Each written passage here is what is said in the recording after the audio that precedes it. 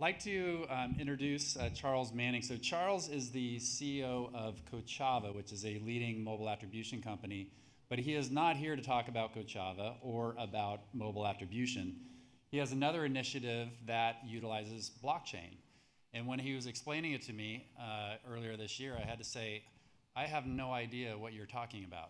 And he said, if you ever wanted to have me come in here and give a little primer on blockchain, I'm happy to do so. So this is the teach-in portion of the show. Charles Manning. Awesome, thank you.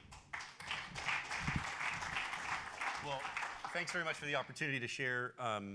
As Brian mentioned, we've been working on this issue around blockchain because of my own personal passion with respect to cryptocurrencies about 2.5 years ago. And as a guy who is the CEO of a measurement company, all things in my mind reduce back to measurement. And so what I saw in Ethereum, which was in beta at the time, really translated to me as an opportunity around measurement, and specifically around the business that we're in. And so we've got a very short period of time. I'm going to fast track through this process. If you were to look at any industry that undergoes hypergrowth, standardization typically goes to the wayside. And only once it gets to a point of absolute kind of craziness does standardization have to get established to get the next wave of growth and hypergrowth. The example of the railroad track gauge being of different gauge across the country, only until there was a requirement to have unification of transport from one side to the other was there a clarity that it had to be 8 feet, 4.5 inches. That's the deal. All cars run on 8 feet, 4.5 inches, and that's how it works. Chicago fire. You had fire infrastructure or fire retardant infrastructure around hoses and bibs and connectors that were different even in local suburbs around Chicago. And so when a fire breaks out and everyone comes into the center of the city, they all have different trucks and different hose bibs and different connectors, and all of Chicago burns down. The last example is the Ma Bell example of the notion of transport having to be part of the job of telecom, and as a result you have poles with every vendor's wire interconnecting every subscriber and customer. So as we look at blockchain, it's not just a cryptocurrency concept, although invented from that concept, it's really a mechanism of general ledger. And so as we look through different examples, it's impacting equity trading, copyright, venture capital, and the purpose of this is a 101 as a reminder. So there's 4 real elements to blockchain. And it's not complicated, but it is if you don't reduce it down to these 4 things. Half the message will just go over your head and you'll get frustrated. This is the heart of it. It's very, very straightforward. There's a distributed ledger. There's a notion of absolute decentralization. There's a notion of a proof of work or a proof of stake. And the reason for that proof of work or proof of stake is so that the decentralization can work and that there are people incentivized to make sure that there aren't rogue agents that are injecting false data. When you have a centralized model like eBay, you can ensure that eBay is a curator of the contents in eBay. If there is no central eBay database, you really need to make sure that there's systems and code and frameworks to ensure that that consistency happens. That happens around this notion of proof of work or proof of stake. And then finally, smart contracts. So distributed ledger, very simple. It's a ledger or effectively a database of values that are synchronized across various different nodes. So if one node goes down, the data is not lost. It's somewhere else. And it's an associated set of protocols to ensure that the synchronization continues to happen. So if a new node lights up, it gets synchronized with all the other data.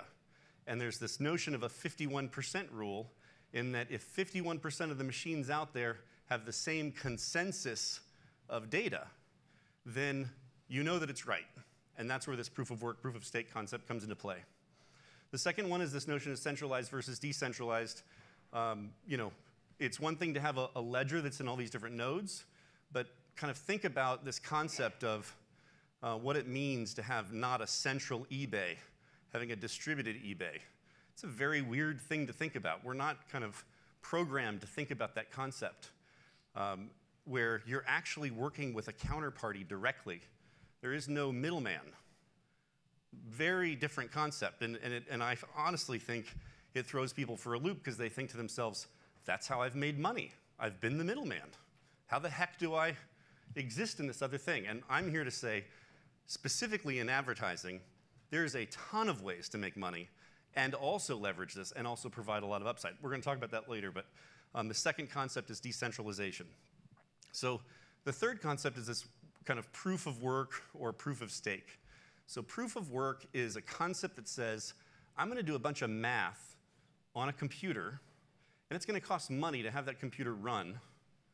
And because I'm spending the money and the time to do that, that process is the very act of synchronizing these decentralized nodes to enable a distributed ledger to exist. And by doing that, I have to get something out of it. And this is why Bitcoin mining was so big early on. It still continues to be big, but it's much harder to do. But the very people who are mining are the very nodes who are ensuring that everything's working. In the case of Ethereum, they have a proof of work model as well today. And if you set up a node, you're effectively making your machine available for things to happen on the Ethereum network. And by doing that, you earn ETH. You earn the digital coin for Ethereum. The notion of proof of stake says, I have a bunch of money, aka tokens, on said system, and I'm willing to put up this number of tokens to prove that I'm right about something.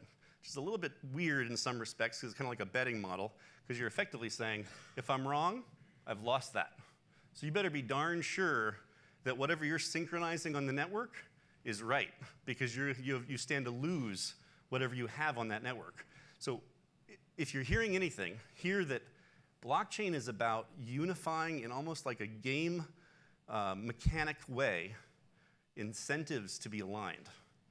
You're creating incentives for people who have nothing to do with a particular industry to set up machines to help ensure that you have decentralization. It's a very interesting concept. So it's all about incentive alignment to make that happen. There's a bunch of algorithms on consensus that are not necessarily proof of work or proof of stake. We could go for a while talking about that, and I would invite it if anyone wants to talk about it. The last thing that I think is the most, powerful concept, all of this other stuff is plumbing. This concept of a smart contract is the thing that if you take away anything from this exercise, that you walk away with this notion that blockchain equals smart contract. The other stuff enables it to happen, but the real issue is it's a smart contract. Not many vending machines around anymore, but a vending machine is a perfect example of a smart contract. There's no intermediary. I put in money, I push a button, and a product comes out. And I'm aware of that contract when I approach, and I get what I want out of the process. No one is ensuring that I'm a qualified buyer. It's just a smart contract. Fast Track or Fast Pay is another kind of smart contract if you think about it. You've got the little doodah on your dashboard, and you know that if you go through the gate and you've got the doodah, the gate gives you a green light and you don't get a ticket.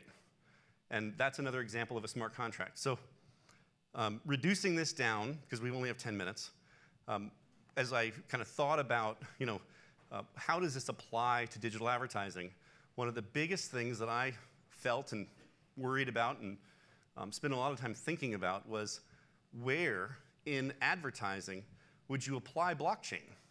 Because like anything in software, you can do anything with enough time and money.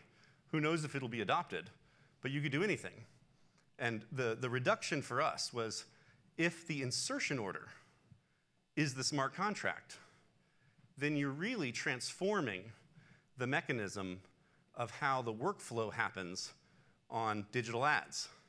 And instead of having a centralized ad tech stack like you are all very well aware, where ads are presented from an inventory perspective, mediated, presented in exchanges, potentially augmented with data, then bought by buyers, aggregators, individual advertisers.